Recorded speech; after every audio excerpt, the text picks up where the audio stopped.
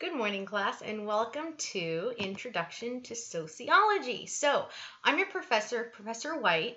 I'll be guiding us through your online class.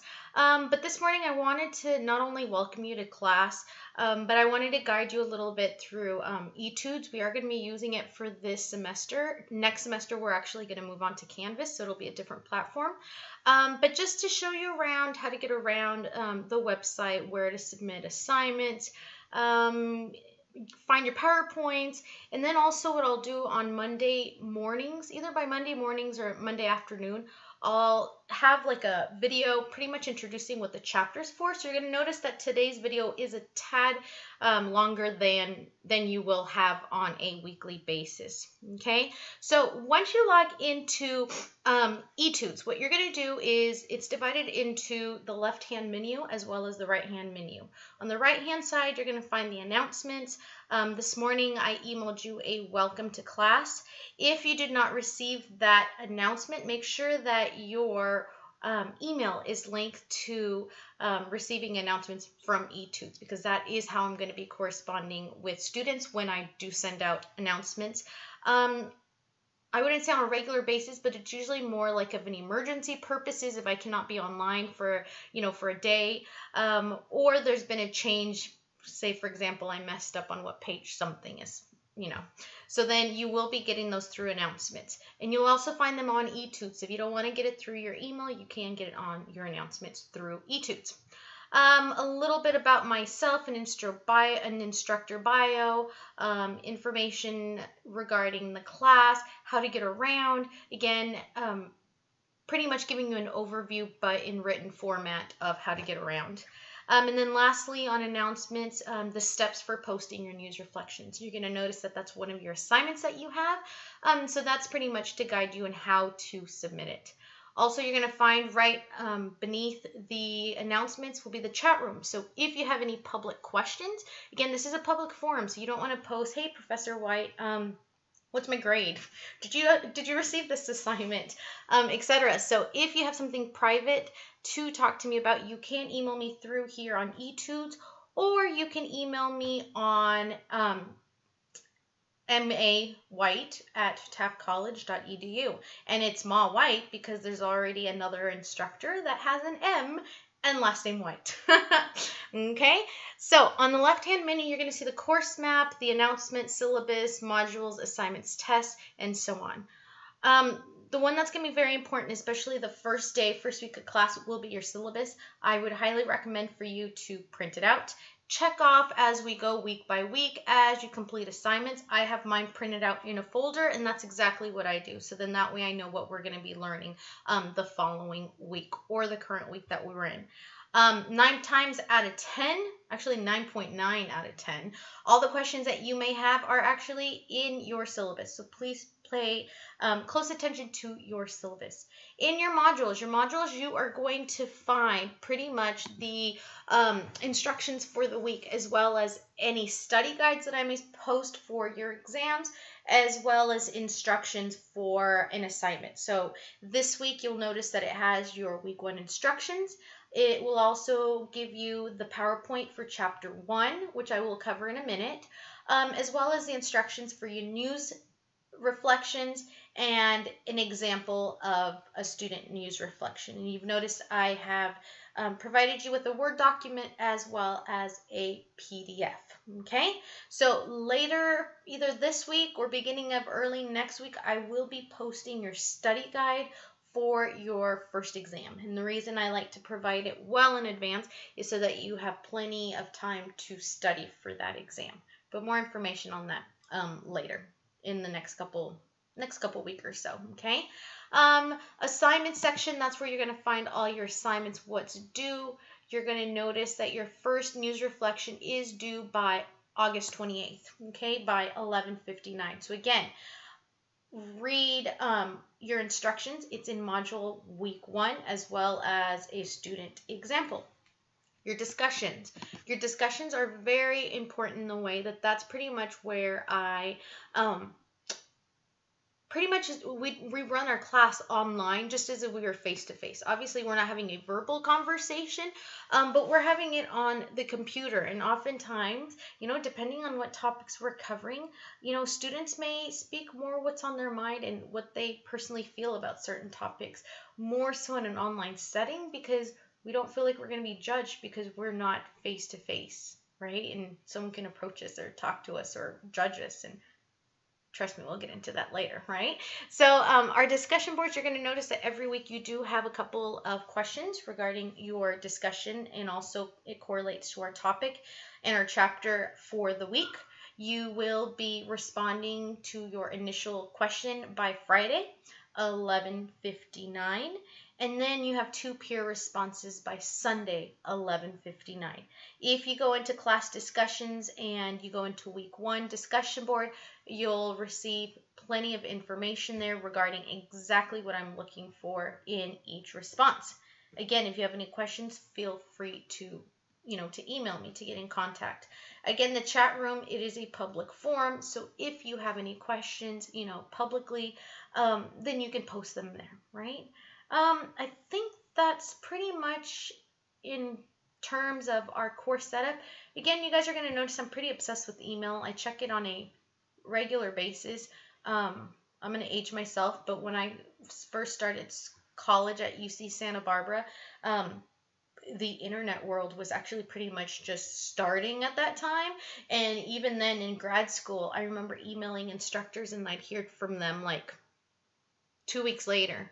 And then you'd receive that email, you're like, well, thanks, but I already turned that assignment in, so that was not helpful at all, right? So I always made a pledge to myself that when I was going to teach, that I would not respond to students like 2 weeks later, because that would be very irritating. So you're going to notice that I check email on a regular basis. If I do not email you within 24 hours, then something's wrong. Then it must have gone to a different account, or it got lost somewhere in cyberspace. So in that case, just resend the email and I will get back to you.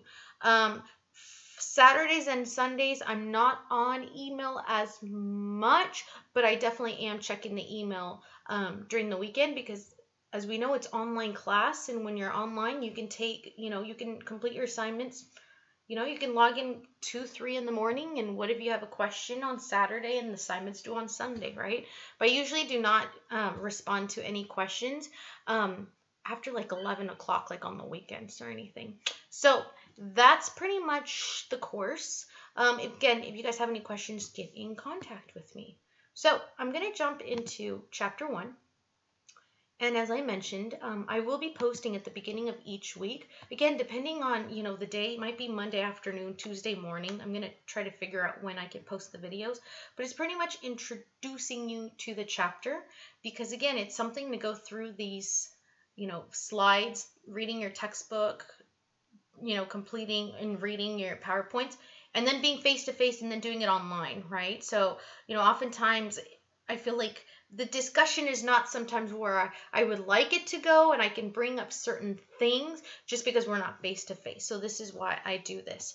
So introduction to sociology. The first chapter is pretty much a foundation. I'm not going to lie to you. It is not the most exciting chapter in the entire planet, because again, it's pretty much just building those building blocks in building that foundation of what is sociology, and then how we're going to be able to take what we've learned in chapter 1 and apply it to the rest of the chapters for the rest of the course. So pretty much, again, going into what sociological consciousness is. So what is sociology, right? We oftentimes hear of what psychology is. Everyone's heard of psychology. When I went to school in college, I was a psych major thinking I was going to be a psychologist, and I didn't really like my psych classes. No offense to any psych majors or anyone, but it was not my thing. I was not doing really well in those classes because I did not like it. Then my junior year in summer school, I had to take a GE class, and I saw sociology. I'm like, how bad can this be, right? And then I totally fell in love with sociology because I didn't even know it existed, right? So psychology is more on the person itself, right? Think of Freud and the id and, the psyche, and you are the way you are because of you, right? In your brain and how it works. Sociology is not looking at the individual, it's looking at society. So we are the way we are and who we grow up to be, chances are because of what we saw from the minute that we were born as we grow up, right? When you're a little kid, you soak everything up. Kids are really gullible, right? You could tell the kids, like, the clouds are made out of marshmallows and you can jump on them, right? I could tell my girls that and they'd be like, oh my God, they are, right? Well, maybe not the older one, but the younger one, right? The 4-year-old. And then if they don't believe you, you can bribe them with a piece of candy or something or a toy, and they're like, oh my God, yeah, the clouds are made out of marshmallows. Oh, they're so you can jump, right? Whereas an adult, if you would go up to someone and say, did you know that clouds are made out of marshmallows? They'd look at you and maybe punch you, or just looking at you and think you are ridiculous, right? So again, we are the way we are, and you guys are going to learn we're social beings because of the rules, because of the laws, because of what we have been taught since we are little, right? So sociology is studied through rigorous and disciplined collection of data and analysis of facts. So in a couple of chapters, you guys are going to learn how different sociological experiments are put together. So it's either through data, which is through, mathematics, right? We have median, mean, the outliers, etc. And then we have where you actually do interviews, right? You take surveys. How many times have you taken a survey, right? Sometimes they're magazines, right? And there's so many different types of things. This is how we collect our data to put together research, then to put together our study and what we're trying to accomplish, right? And what we're trying to solve. Then you are going to go into like the sociological perspective. You're going to talk a little bit about microsociology, macro meaning little, macro meaning big, right? Then you're going to actually, towards the end of the chapter, end with the 6 sociologists that have contributed to sociology. You're going to notice that there is one female, Harriet Martineau. She was our first feminist and methodologist, first sociologist, has contributed to the field immensely. And then you're going to learn about Auguste Comte, which is the founder of sociology. He actually did not consider himself a sociologist, but in the field of sociology, we kind of force him to be a sociologist.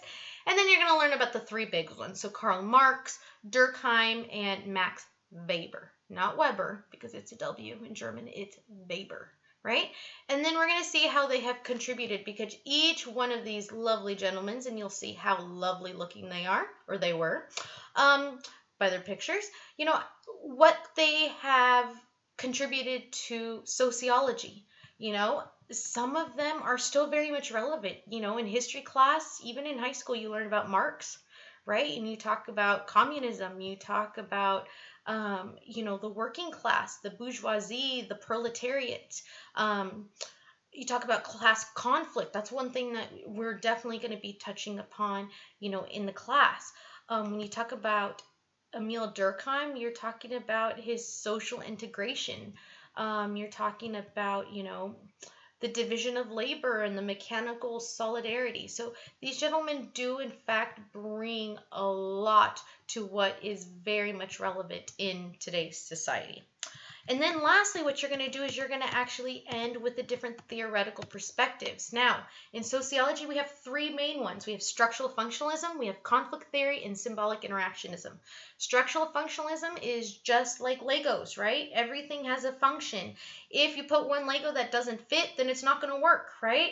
If you have a domino effect and you hit one domino out of its place, it's all going to fall apart, right? So every single job, every single person has some type of function that allows society to continue, right? So we're going to learn about that. Conflict theory. I always like to call them the Debbie Downers of sociology, because they find all the inequalities in every single thing that we have and we live by in society, right?